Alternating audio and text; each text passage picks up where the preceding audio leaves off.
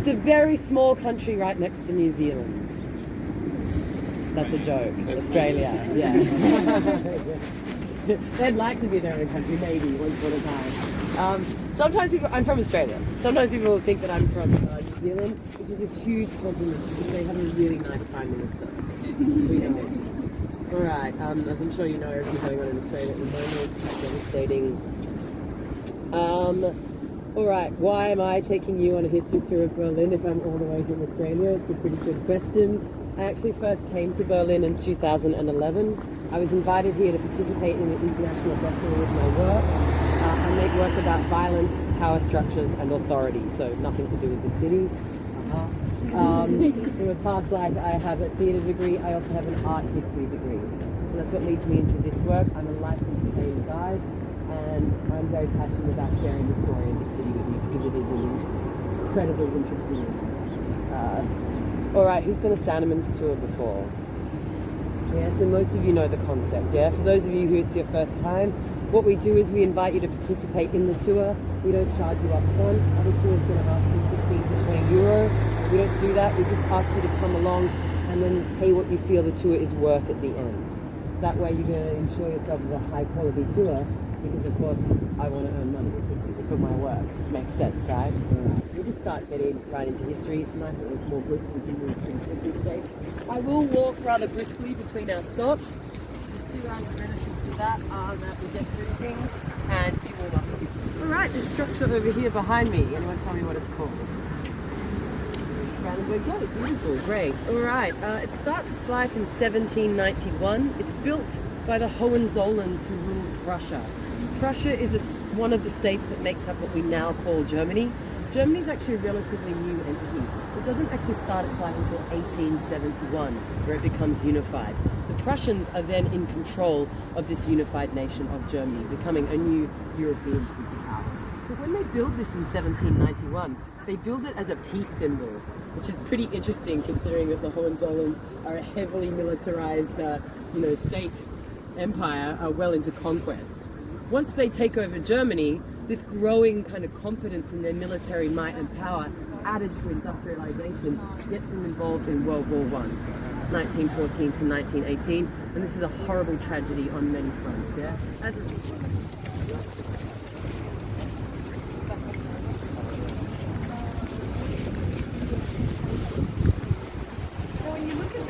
It's in pretty good condition for something that was constructed in 1791, yeah? And obviously, after the damage of World War II, it's been reconstructed. It was actually still standing, but heavily damaged. The occupying Allied forces actually worked together to reconstruct it. You can see here where bullet holes in the kingdom. Yeah?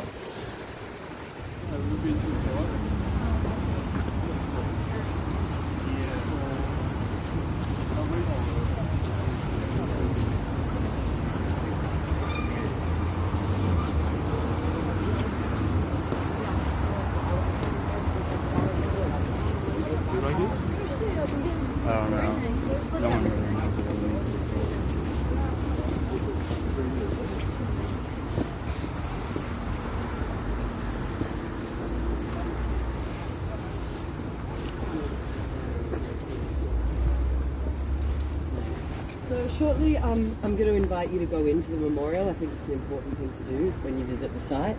But before we do it, I just want to mention a few things. Firstly, and I think this is fairly common sense and you look like a pretty sensible group, but they ask that you don't jump up on top of the blocks or jump between them. It's mostly health and safety. I also see it sort of as a matter of respect as well. No smoking in the memorial, no drinking alcohol. I think we're pretty safe on that front, but just letting you know.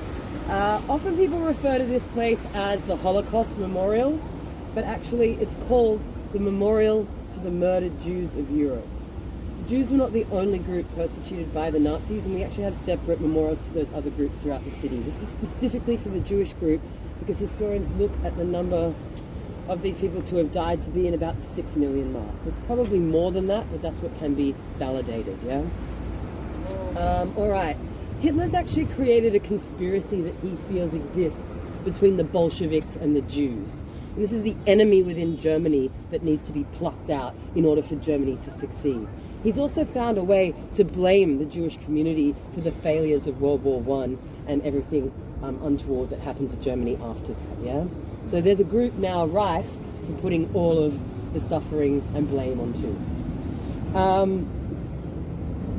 The vilification of the Jews starts as soon as the Nazis are in power, but it takes a step-by-step process, yeah? So they gradually amp up this action against the Jewish community. This sort of hits a fever pitch in 1938 with a pogrom that's staged across Germany against the Jewish community on November 9, and it's known as Kristallnacht, the Night of Broken Glass. This is a night where Nazi groups went around and they smashed in shopfront windows of Jewish businesses. They set fire to synagogues and did not put them out. The police were not allowed to intervene in this violence. People were beaten up, people were murdered, and people were rounded up en masse and taken into camp facilities. Now, Jews were no longer being put into camps just for being political prisoners, but now it was just good enough that they were labeled Jew, that they would be put into one of these facilities, yeah? Hitler also starts to think about his expansion of the German Empire. He's really enamored with this Prussian past that Germany has, and he believes that he needs to reclaim land that he feels rightfully belongs to Germany from Europe, yeah? He's got into Austria, he's got into Czechoslovakia, and on the 1st of September 1939, he invades Poland in order to start his grab for Greater Europe. 2 days later, the British and the French declare war on Germany for this act, and it is the beginning of World War II officially, yeah? Now, as soon as the war begins, the Nazis are rounding more and more people up to go into these camp facilities because they want forced labor for the war effort, yeah? The racial ideology against Jewishness again hits another level in 1942. In January of 1942, people in the Nazi regime, top people there, sit down and they discuss something that they've called the final solution to the Jewish question. So this is a pretty disturbing euphemism for how do we annihilate these people and wipe them off the face of the earth. And this is the beginning of industrial mass murder from the Nazi regime. So not only are Jews and people dying inside the camps because of the horrific conditions inside these camps, the overcrowding, the disease that's rife, the lack of food, and the amount of labor that people have to perform all day, every day. Yeah, so this is a slow death. On top of this, some of these camps evolve into extermination facilities where people are brought to and disposed of immediately. Yeah? Also, there are groups coming across as the Nazis are invading Europe. There's groups coming across and shooting people on that.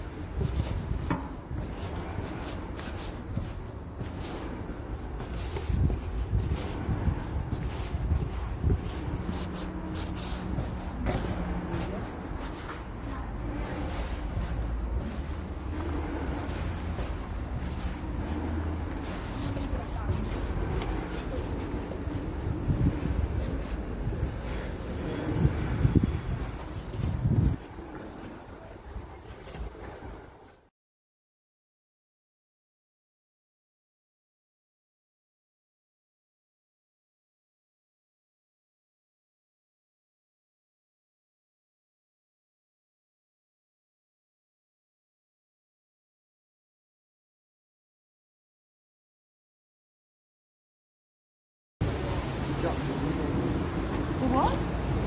The Berlin Wall? Is that the Berlin Wall? It is! Wow!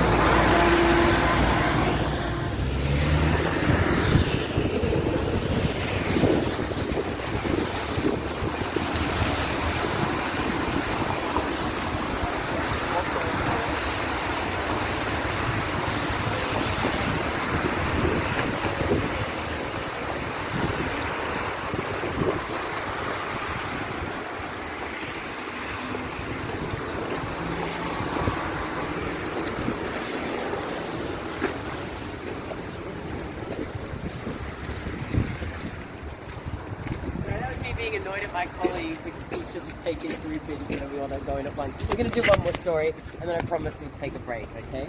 And I brought you over this side of the wall because I think this piece of black spray here that says madness is really great on the Berlin Wall with the Nazi structure behind it. So it encapsulates in a very small image the Berlin story. I wanted to also say I'm really glad that that building is still standing in a way because it really personifies or symbolizes the character of the Nazi regime. There's something so domineering and unyielding about that structure. It pretty much tells us everything we need to know about their way.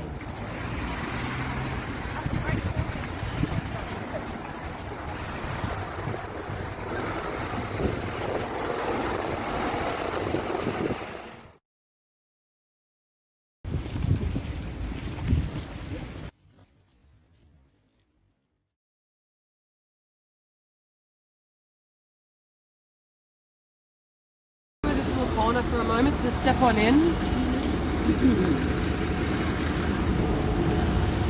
Alright, so here we have world famous checkpoint Charlie. Why is it called that? Military phonetic alphabet. Alpha, Bravo, Charlie. This is one of 3 checkpoints in occupied Berlin administered by the American military, okay? The gentleman up there, he is an American serviceman who served during occupied Berlin. He's looking into the old east.